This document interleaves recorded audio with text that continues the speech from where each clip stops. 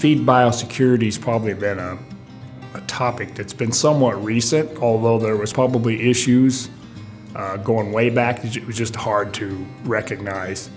But we're usually talking about feed biosecurity. You're probably talking about making sure that feed, in this day we talk about a lot about virals or viruses, are clean of viruses, but even bacteria too, for that matter. So when that animal doesn't, you're not infecting or causing problems efficiency-wise, health-wise, to the animal down from the feed it actually needs. And I think maybe it's become more and more apparent because obviously as our industry's gotten larger, the corn, they gotta have a lot of corn, a lot of soybean meal, so you gotta bring it in from multiple sources, and sometimes there's not that control there would have been, say, 40 or 50 years ago, where an individual producer may grow most of his own crop. That's not the case anymore. And then the feed mills, for the most part, do a great job, but sometimes there could be exposure to pathogens. And I think probably the big event was the PED outbreaks, 2013, 14. That just a little bit of manure can cause a lot of problems, and I think there was probably some stuff being drugged through feed mills. And then some other research that showed other viruses can be transferred through the feed, and it's hard to detect. And it becomes, do you treat, do you not treat? And then you don't know, you get an outbreak, did it come from the feed? They do investigations, try to figure that all out.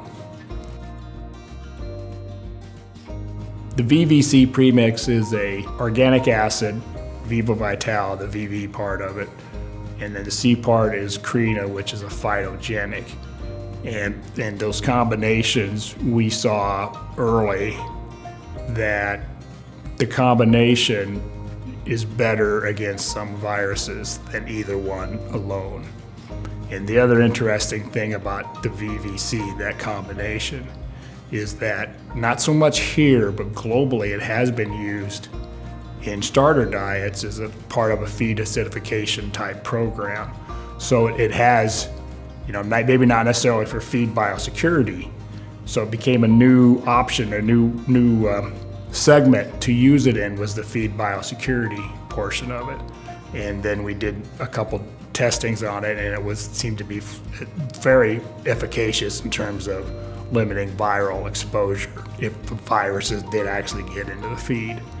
So it's actually globally, it's well proven and well used outside of feed biosecurity too. So it's just kind of a new area for it to use, and that's kind of where we used the combination. We weren't necessarily using a lot of it before, but now we are.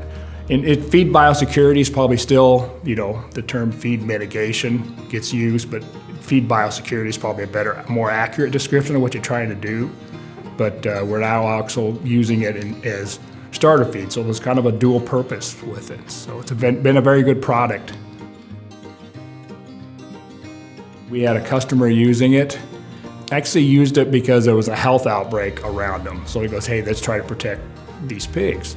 So they would have put it into a nursery, and they ran it for 6 months. A lot of people can do it seasonally. Obviously, if they think health is worse through the fall, winter, run it that way.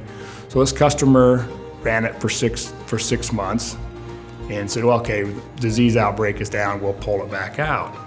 And then essentially 3 months later or so, the veterinarian was doing charting of performance because he's starting to lose mortality, and he went back and saw that mortality started growing, started increasing as soon as they pulled the VVC out.